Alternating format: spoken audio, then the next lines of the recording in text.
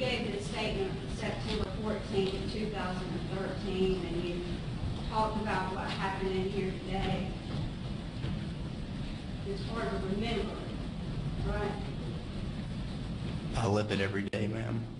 You didn't say earlier that it's hard to remember because it was a long time ago. I don't recall saying that.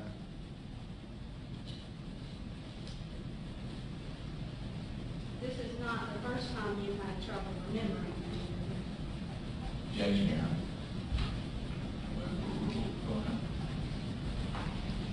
I mean, I guess I can't remember everything.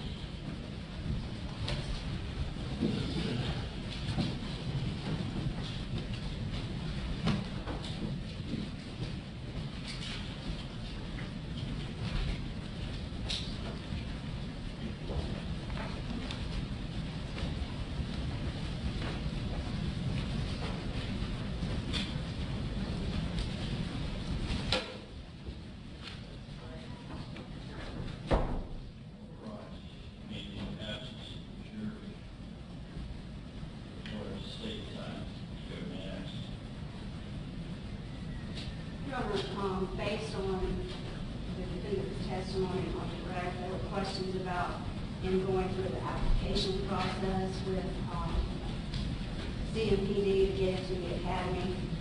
They also had called a witness about his application process, and pursuant to Rule 608B, specific instances, these are the defendant's own statements that he gave that are, or may be probative to the truthfulness or untruthfulness, may be inquired upon on cross-examination, and that's what these documents are for. They're all involving his application process to the academy with CMPD. It involved the fact that on the same day he gave different answers to questions regarding nothing earth-shattering, but certainly going to his credibility. He gave several different answers, even on the same application form, about if ever or how many times he's called in sick, about how often and how many times he becomes too intoxicated to drive. Different answers on the same day, varying 3 times once within the same question. And the last thing is also about his application process. He had a cell phone bill that he said was his brother's fault, and he told the academy that he had tried 5 or 6 times to get the cell phone company to allow him to be put on a payment plan, and they only wanted one lump sum, yet he had written a letter to them.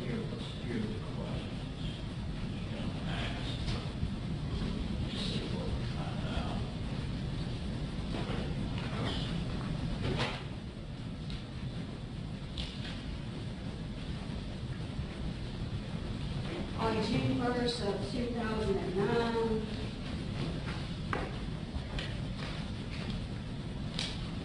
filled out an application.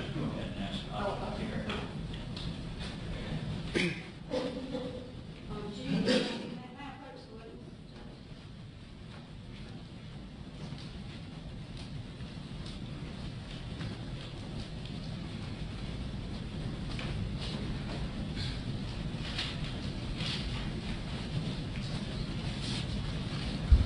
so I'm going to show you what has been marked as State's Exhibit number 226.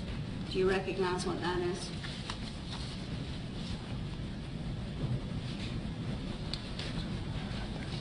Yes, it appears to be part of my application. That's your 2009 application? Yes, ma'am. And it's filled out in your own handwriting, is that right? Yes, ma'am. Okay. So on question number 24, the question was, have you ever called in sick when you were not sick? And what was your answer? No. You sure about that? Yes.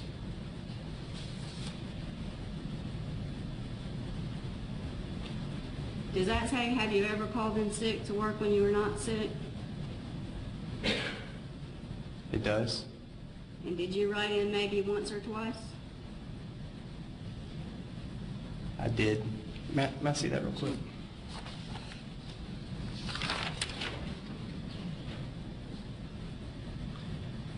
Okay, this is not my handwriting. This looks like the questions they may have asked me and then wrote them down. Okay. But yes, I see maybe once or twice. You signed it, right? This application form.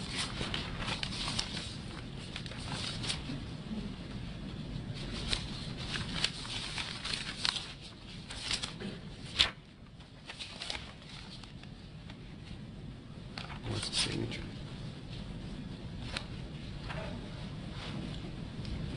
Is your handwriting here It is not. at the top? None of this is your handwriting? No, ma'am, it's not. Okay. Do you remember having an application questionnaire? I do, and I remember being interviewed And you were asked the questions in this questionnaire, right? I guess it's possible they would have been the exact same questions. You don't remember if they asked you the questions that are on this questionnaire?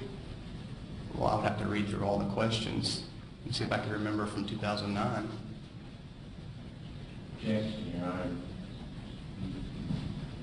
You just said it wasn't his handwriting.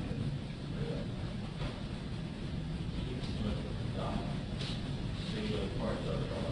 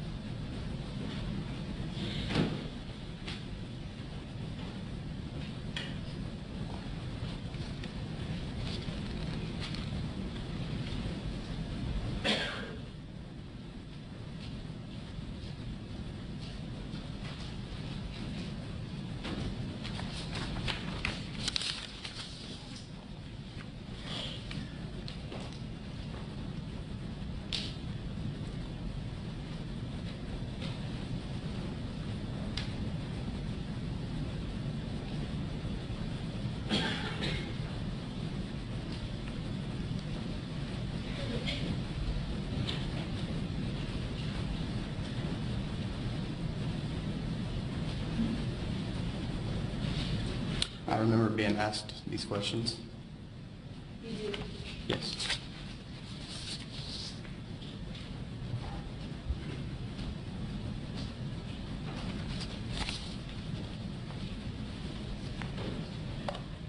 When you were asked if you were ever called in sick, one time in 2009 you told them maybe once or twice, and another time you told them never, right? If that's what it says on there, I don't recall ever calling in sick to work. Your Honor, I would probably object at this point if the person who, Right now, we're tired, I got to put stuff, then we can talk about whether it ought to come in or not.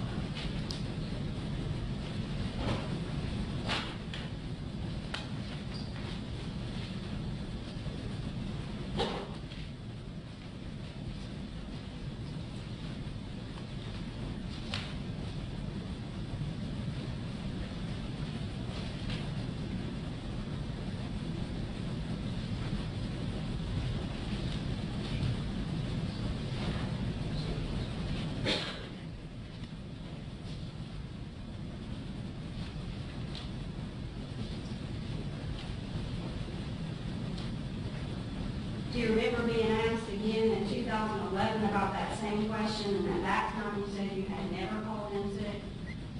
I don't remember exactly the dates being asked the questions. That's not my question. I'm not asking if you remember the exact date. I'm asking if you remember being asked the question again when you applied again in 2011. Well, no, I don't remember a question from 2011, no ma'am. You don't remember anything you told them during your application process in 2011? I mean, there were a bunch of different questions.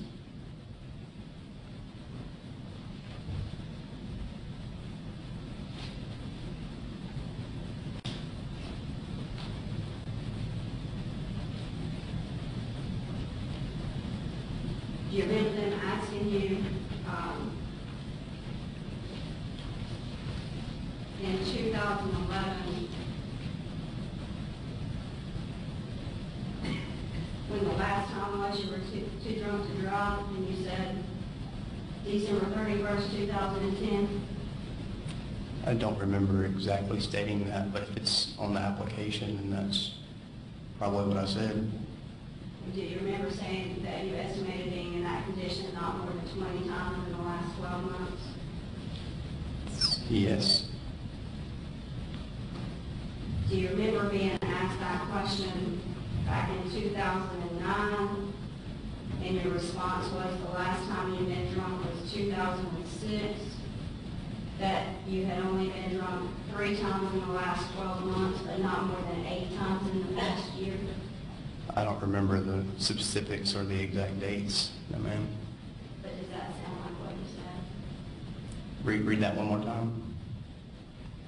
In 2009, during your application process, do you remember being asked if you'd ever been drunk and when was the last time and how many times? And you said the last time was 2006. In the last 12 months, it would have been 3 times, no more than 8 times in the past year. I don't specifically remember, but like I said, if it's on there, then Then you said that. Then you would have said. then I may have said that, yes. Do you remember them also asking you about the cell phone bill? Yes, ma'am. You sent them an email that said you tried 5 or 6 times to get them to set you up on a payment plan, but they only wanted the money in all one lump sum. Yes, ma'am, that's correct. Do you remember writing a letter to the Attorney General's office telling them that they had offered to arrange a payment plan, but you had no intentions of considering it? No, ma'am, I do not. Now, first of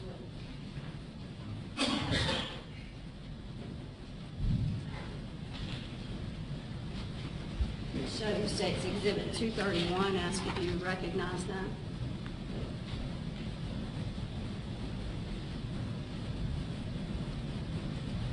This looks like a letter that my grandfather typed up to send to the Attorney General's office. And who signed it? That's my grandfather's writing. That's your grandfather's writing with your name? Yes, ma'am. So you're saying that's not your signature? It doesn't look like my signature. Okay, so you're saying your grandfather forged your signature? Yes, ma'am.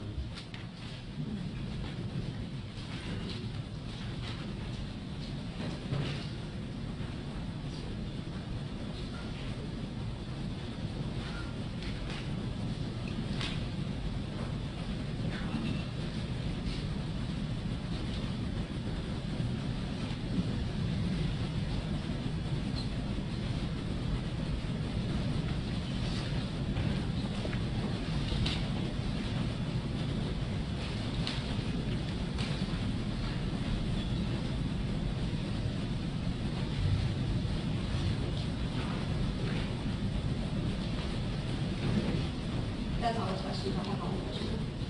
Any questions? Yes, satisfied with None here. Well, it seems to me, if I follow it, this state is seeking to offer this evidence under 608. That's correct. So we're talking about use of specific instances of conduct going, I'm assuming you're offering it as to credibility. That's correct. And it looks like we've got 3 parts. We've got some things about calling in sick. Yes, sir. We've got another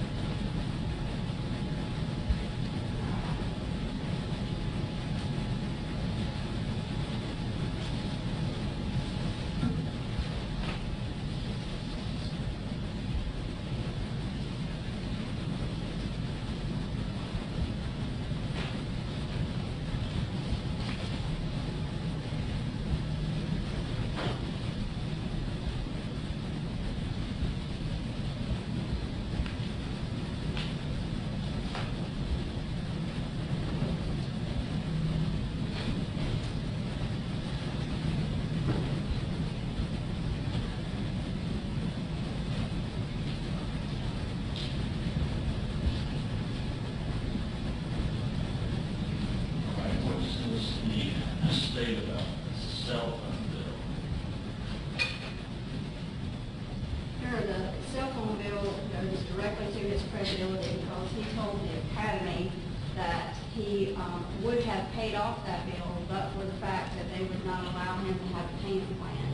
Yet there's a letter in his personnel file showing that he actually told the Attorney General's office that what had been offered was in fact a payment plan, and he just refused to pay it. What's his defense about that? Well, number one, Your Honor, he said he didn't write the letter, said he didn't, that was not his signature, as he said with the other materials. Number two, Your Honor, even if he's operating under 608, under a 401 and 403 balance, it still has to be some relevance, and it still has to be probative, and it still has to not mislead the trier of fact. It has no relevance to this case in a voluntary manslaughter case. It doesn't show anything because it didn't say it didn't write the letter. It's just simply not, even under a 401, 403 test, it's just simply shouldn't be admitted. You're going to be stuck, aren't you, with the answer of I didn't sign 231. I believe he could give the same testimony he just told us today, that it's truthful, that in fact his grandfather forged it. But you're going to be stuck with that answer. You can't go with stringent evidence beyond that. Under Rule 608. Correct. I'm not trying to introduce actually any of these documents into evidence. I was just going to use them to ask you questions. Because that problem is what effectively occurred. This email exchange Yes. from Ms. Harwich to Mr. Kerrick asking this question. Pertinent one is the collection, what is number 8, collection for the cell phone something appears on your credit. In 2009, you used something. You were saving money towards the lump sum payment, or getting closer to paying that debt on it. The response then from Kerrick to Hollers, from number 8, I have not paid any money on that credit. In essence, I tried 5 or 6 times to get them to set me up on a payment plan, but they only wanted all the money in one lump sum. And it continues on for several lines. Then you've got 231, which is a letter to the Consumer Protection Division, purportedly from Randall Kerrick, that notes, I have been advised that CTC disagrees with the facts given and has denied my request to remove all charges resulting from roaming. They have offered to arrange a payment plan under their terms, which I have no intention of considering at this time. Yes, sir. So just offering, I believe I should be able to ask him about that letter, and he certainly can deny that he sent that letter and say that his grandfather forged it. Let's talk about the next one.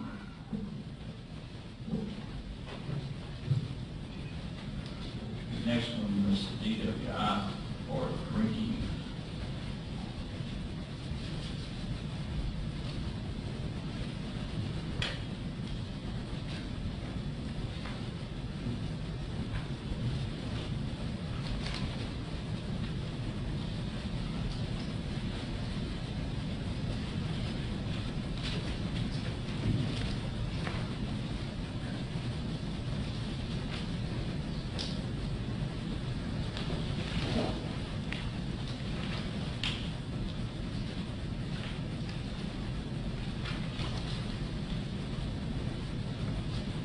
So when you see the documents that relate to that, Yes, sir. I'm just trying to make sure I get them all together. There are several different documents for that.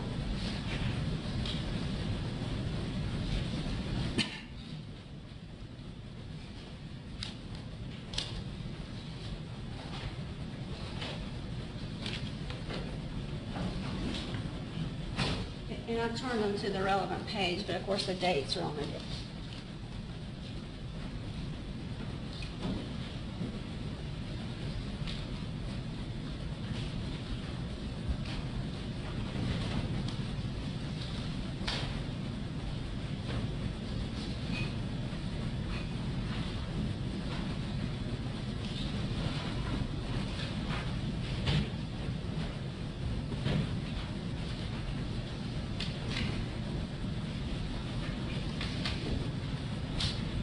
All right, let's see if I can get this. We've got Exhibit 227, which appears to have been filled out in June of 2009. Yes, sir. And the question there, as of 2009, have you ever been drunk to find this when you had too much to drive? Yes, when was the last time? Or if yes, when was the last time? Through 2006. How many times have you been drunk in the past 12 months? It says 3. Not more than 8 times in the past year. That would be talking about a time period, 2009 going back to 2008. Correct. And then we've got 2011 application. February 2011. Have you ever been intoxicated from consumption of alcoholic beverages such that if you had driven a motor vehicle, you would have run the risk of getting a DWI or DUI? If yes, when was the last time? This says month or year, 6/5/2005. And then estimate the number of times you've been intoxicated the last 12 months, that's 0.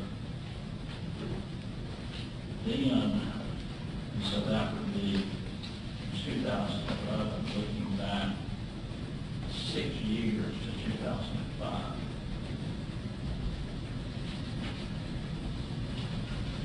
Then they did a follow-up on that,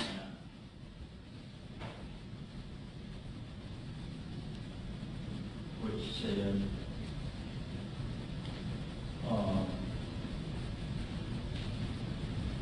last time he was too drunk to drive was December 31st of 2010. The estimate may be in that condition not more than 20 times in the last 12 months.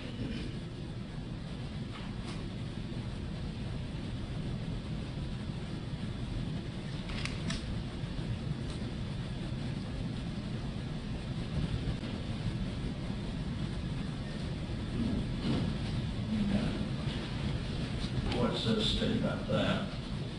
Your Honor, this case,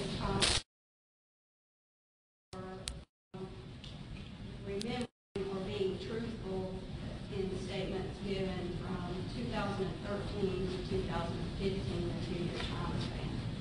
And these questions go to considering truthfulness in answering questions, again, from a 2-year time span that directly contradict each other.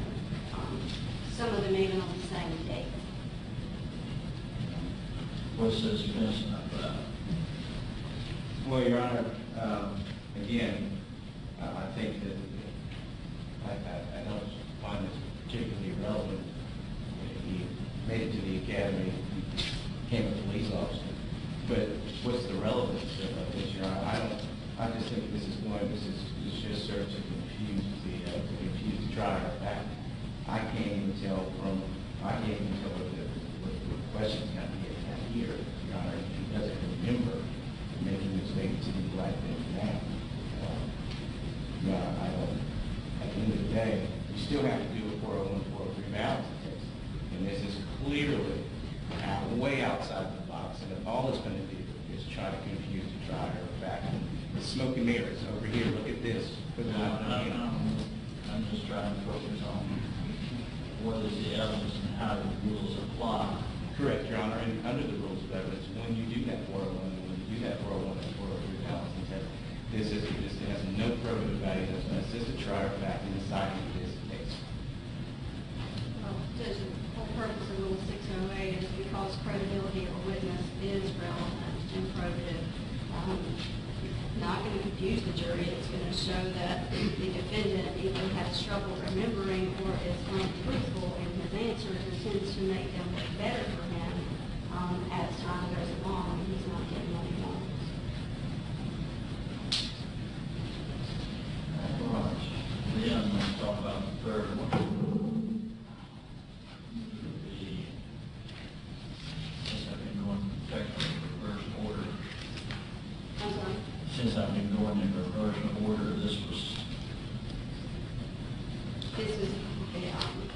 the only one left about this. This is the 2009 application. Questions 24 and 43.